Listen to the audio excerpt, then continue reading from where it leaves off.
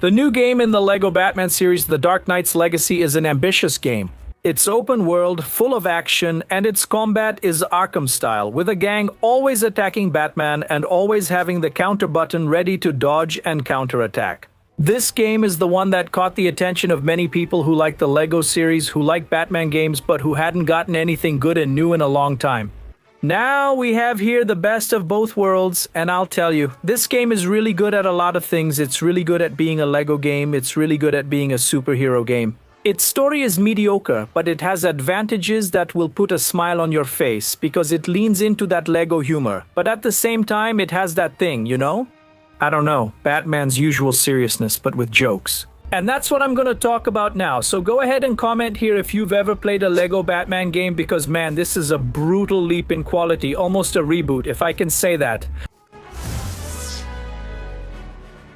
My friend, when you start playing the LEGO series, you realize that LEGO Batman has gone through some very drastic changes over the years. This is one of the most ambitious games I've ever seen, precisely because of its gameplay. I know that a lot of people actually got to know Batman through the LEGO games, because for a long time he was exclusive to the movies. But when the saga started getting its own games, back in the PlayStation 2 era, a lot of people started checking out each of those games, wanting to get to know this hero. Because they were playing a more fun game that had a toy-like aspect which fit really well within the LEGO games universe. Man, look at this version of Gotham. You literally explore it in an insanely detailed environment in an open world with tons of side missions you can do. I'm being straightforward, this game is huge even for the LEGO series, and I think they really pushed their limits. So that's a good path since the LEGO series is being rebooted, because most of the games were made using the same formula, and this one not only has a good story but also good gameplay at the same time. If you remember the first LEGO Batman, it was very raw and it was very simple both in its story and also in its gameplay. It was just a night of Batman patrolling, encountering various villains and using visual gags. The game was interesting because it didn't have voice acting, but it cleverly tried to convey what it was. That Batman universe, which at the time was moving towards simpler gameplay, just like the whole setting was much more brutal since Batman was becoming darker and darker. A lot of people have good memories here, and this game was iconic because besides having the henchmen getting their own side of the story, playing as the villains, you also had a clever story, following a plot that was practically silent with them.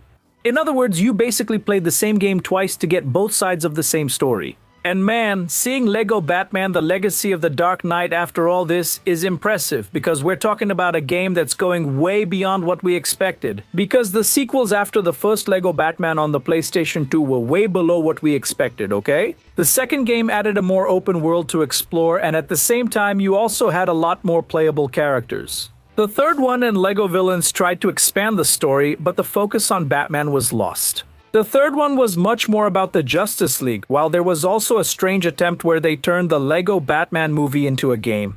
But there was LEGO DC Villains, which added the open world, a campaign that was much more focused on the villains but also on other references to the DC multiverse.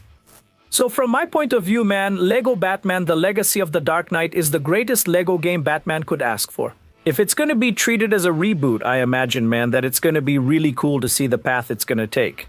Because when you play, you understand that there's room for them to add more playable characters, more stories being adapted. So, like, I'm already imagining that there's going to be room for future DLCs. Okay, I know I keep comparing it to the older games, but that evolution is essential if you want to understand how big this game is. But speaking of the game, I have to talk about the gameplay. It's extremely combat focused, okay? Here you have the combat that was made famous in the Arkham series, which is basically punch, punch, punch, and press the button at the right moment to counterattack or dodge an attack, and that's pretty much how the game is going to go. You're going to face them, and this can be a problem for some people and will be an annoying point for some because you're going to have a lot of repetition. And while the game kind of breaks the rhythm by putting you in situations where you need to explore or solve some small puzzles, for example, having to switch characters from time to time so you can use their special abilities to clear the way for the others to pass. This game here is also much more focused on co-op. If you're playing with someone, man, this game is going to be a lot more fun for you. Because even if each one does the same type of attack, when it comes to solving puzzles, there's that more cooperative moment where you depend on the other person, and they end up helping each other so the story can move forward. But seriously, a lot of the moments in this game are designed to give you that classic Batman stealth feel, just adapted to the Lego universe. So, you'll have like Batman scaring people or giving them a little pat and making opponents from any gang just fall down. It's wild because it's Lego humor adapted to the more brutal Batman universe we have now, but at the same time the game also brings the story to a halt so you can do puzzles. Like, for example, in Falcone's kitchen, where you have to prepare some snacks to give to them and clear the way so Batman can move forward. It's really random, but it's only in this place that you'll see Batman carrying like a cone full of ice cream. Remember, this game is about Lego, breaking things to build as usual. That's just how Lego works, so I'm not even talking about the environments yet. Because you end up finding, for example, depending on the mission, a kind of recreational area for the villains, where there are like a bunch of toys. And it feels like you've entered some kind of Pop Playtime universe with even a ball pit. And yes, you fight against a gang here. Wow, man, I really want to see this game running on the Switch to know how it's going to perform, but the combat isn't that hard to learn. It's much more simplified, you know, just the way Lego deserves. But compared to other Lego games, it's much more ambitious. Because there will be moments where you'll need to aim, switch weapons, upgrade each piece of equipment, and you can do all that. But it will depend much more on how you explore the missions that go beyond the story mode. Here in the game, you have Gotham, which you can explore in many different ways. One of them is with your vehicles. Usually the Batmobile or even Robin's motorcycle, for example. But you can also do small missions that happen in real time here. For example, here you have some small puzzles where you use Robin, and he has the power, for instance, to use the Batarang, which can hit several targets in a sequence, and only he can solve this. Or you need to use Catwoman to, for example, break small pieces of glass. Or go hunting gangs together with Robin and Batman to free the city and make it safer. Or chase after small-time crooks who are there, stealing right in front of you without any shame, you know? It's bizarre, besides some zoo animals that are lost here. Like, you do this because you need these small rewards, so you can do upgrades, unlock other outfits, which are various skins, and seriously, there are a lot of skins here.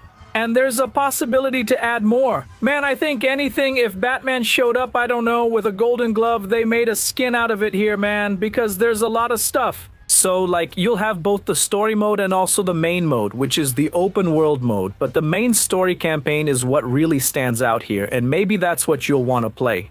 And I'll be really honest here, telling you guys, the story mode of this game is this completely wild thing they decided to adapt. Because, like, I played Lego Star Wars, the Skywalker Saga, and I saw them make a move there that, for some reason, they never did for the Lego Batman games, which is to adapt the movies, you know? So they decided to do that here now, and it worked. But at the same time, there are problems. For example, right from the start, you have some missions here that try to adapt Batman's first arc, which is him losing his parents and doing his training, meeting Ra's al Ghul, facing off against some villains like Falcone, and they already tie this into other completely different arcs. Like, for example, Batman dealing here, man, with the death of the Flying Graysons, which will lead to the appearance of the first Robin. But the reference they're using here isn't exactly the chronology you actually get within the Batman universe. But rather, they're taking from different movies to create a chronology, as if all of them and those adaptations really had a connection. Anyway, from beginning to end. So much so that I find it really curious how they connect, you know, each of these movies. Because you have different directors. There's the Batman from the 80s, there's the animated Batman, there's the Batman that came with the former Twilight actor. Now you have a different Batman. So, you have all of them coming together here, as if they were part of the same universe, as if this was the only Batman. And had lived all these stories the way the movie is going to tell. But since it's a Lego game, some things are really changed, and I'll tell you right now. Skip ahead at least 2 minutes so you don't get any spoilers. We know that Robin ends up being adopted by Bruce Wayne and Batman when his parents die. But basically here, the one who causes their death is Robin himself. And you can't even really call it a death, right? It's just an accident. And like, when it's time to show their bodies on the ground, actually, they end up falling on top of a hot dog cart. And they're alive. You get it? It's something we've seen since Lego The Incredibles, where the ones who should die are alive. And that's how they're going to adapt the stories, you know? But it doesn't make sense for Robin to be adopted by Bruce Wayne even knowing his parents are alive and at the circus. I just think it's funny. Now, talking about the story, the game is really good. Taking several different moments in several movies, and making jokes about everything, and I'm already letting you know. The story mode is a movie, maybe in video form, it's going to be published here on the channel. The story of Lego Batman. Just like what you saw from the others. When this video hits 1,000 likes, I'll do it, okay? Now about this game. Man, I'll tell you, it was one of the coolest experiences I've ever had. I played the demo at Gamescom. Then I played a very private and exclusive preview. Now with the full game, I can speak openly. You're going to be happy playing this game. Especially if you played the classic LEGO Batman games, which are very familiar and many people remember fondly. In a way, this one should be the real LEGO Batman 3 the reboot, because man, the original LEGO Batman is untouchable. LEGO Batman DC Villains is the real LEGO Batman 2, and this one would be 3 if we weren't saying it's kind of a reboot for the series. I imagine it's gonna get a new DLC soon, because it makes total sense for what was delivered in this game. But man, it's gonna keep you busy for a long time. At the very least, you'll stick around here with, I don't know, like around 40 hours to try to do everything. Because I imagine there's a lot to do. Finishing the main campaign takes more than 10 hours. That's if you watch all the cutscenes and everything, because there are a lot of little movies. Actually, you get a really good cinematic experience playing this LEGO game. But man, if you like open world games and think the genre is dead, understand that LEGO Batman here, man. It really does the Dark Knight Legacy justice in this regard. And you're going to have a lot of fun playing regardless of the platform. Well, that's what I had to say about this game. I really hope to come back here in the future to talk about its story, because there are a lot of references and a lot of details, but that will depend on you. Leave a like. Thank you very much. Thanks. See you, and I'll see you in the next video.